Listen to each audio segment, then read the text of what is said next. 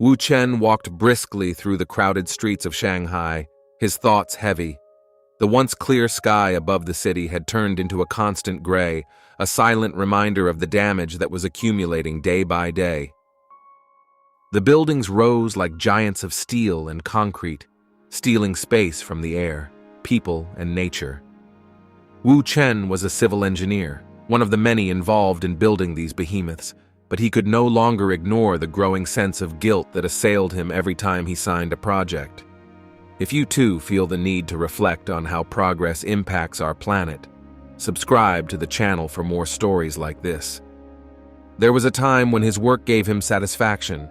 He could watch the city change rapidly and feel part of that progress. However, as the years passed, the awareness of what that progress was destroying began to weigh on him.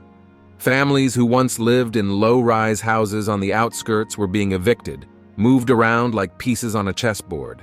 Green spaces disappeared, replaced by new skyscrapers, shopping malls, and highways. What changes have you noticed in your city? Share your experience in the comments. That day, the weight of his decisions weighed more heavily on him than ever, partly because the gaze of Li Wei, the young engineer who worked alongside him, was full of admiration.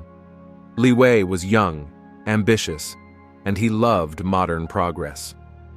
He kept talking about the skyscrapers as works of art, how the construction industry was the engine of a futuristic Shanghai.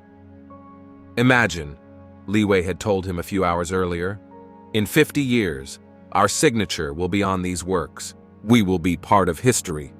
But those words, which once would have filled Wu Chen with pride, now left him empty. As the two walked toward the day's construction site, Wu Chen stopped in front of an old abandoned garden, one of the few green spaces left on the outskirts of the city. Weeds had taken over, but the essence of life was still there, as resistant as the plants that cling to crumbling walls.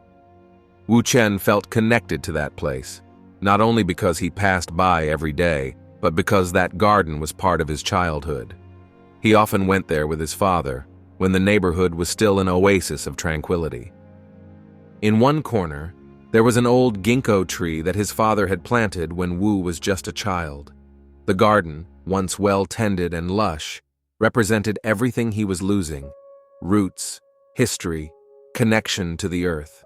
Stories like these remind us of the importance of preserving nature. Get involved and make a difference.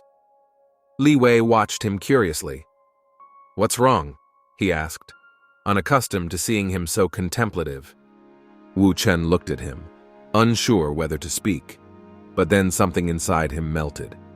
"You know, Li Wei, this place has more history than you can imagine. My father planted that tree over there. Now all of this is going to be destroyed to build new buildings. Sometimes I wonder if we're doing the right thing." Li Wei shook his head. "I don't understand. The world is moving forward. We have to adapt. We can't stay stuck in the past." Wu Chen sighed. It was precisely this mentality that had guided him for years. But now he understood that progress without reflection was only a form of destruction. "It's not progress that is the problem," he said calmly, "but the way we pursue it, forgetting everything else. The earth cannot bear all this." Li Wei remained silent, confused. That night, Wu Chen returned to the Zen temple that was located in a hidden corner of the city. Although he was not a devout practitioner, that place had always been a refuge for him. The monks never disturbed him, and in that silence he found the peace that eluded him in everyday life. Arriving at the temple, he sat under the large ginkgo tree. The golden leaves fell to the ground in a slow and constant rhythm. Take some time to reflect too, perhaps in a quiet place that you love. Inner peace can make a difference. Master Liang, an elderly monk, came over and sat down beside him. "The world is moving too fast, isn't it?" the master said without Wu Chen having to explain. Wu Chen nodded. "Every day I see the earth suffering, people losing their homes. We build and rebuild, but at what cost?" Liang was silent for a moment. "The earth does not belong to us. We are its guests, yet we forget." Wu Chen looked down. "But what can I do?" I am just an engineer. I can't stop this. Liang smiled, a smile of understanding. It's not about stopping the world. It's about rediscovering our role in it. Sometimes change starts with a single gesture, a single decision. You could build differently. Even a small change in our actions can have a big impact. What will be your next step for a better world? Share it in the comments. Those words stayed with Wu Chen as he drove home. In the days that followed, he began to see his work differently. Instead of designing buildings that suffocated the land, he began to think about how he could give back to nature. He proposed new designs that incorporated green spaces, planted roofs, and buildings that respected the surrounding environment. However, it was not easy. Zhang Lei, his superior, did not approve of these ideas. We cannot waste time with these things. We must build quickly. Sustainability is not our problem, he said coldly at a meeting. But Wu Chen was no longer willing to ignore his conscience. Sustainability is our problem. If we do not address it now, we will pay an even higher price in the future. Zhang Lei looked at him with contempt. Have you learned nothing in all these years? The world doesn't work that way, Wu Chen. Either you adapt or you get crushed. The next day, a devastating storm hit Shanghai. Streets were flooded, buildings toppled, and people were forced to flee their homes. It was as if nature was sending out a warning.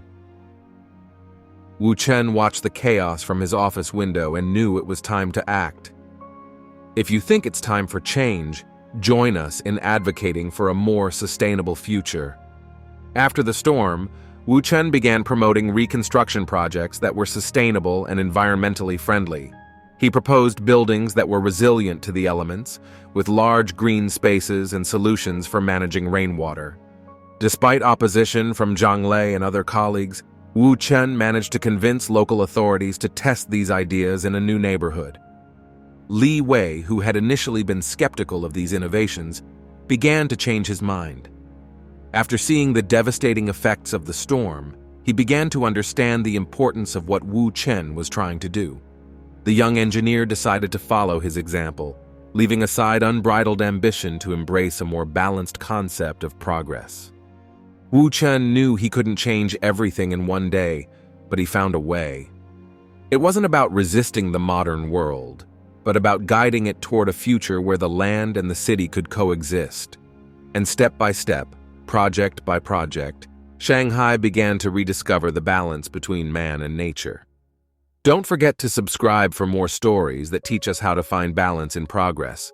Together, we can make a difference.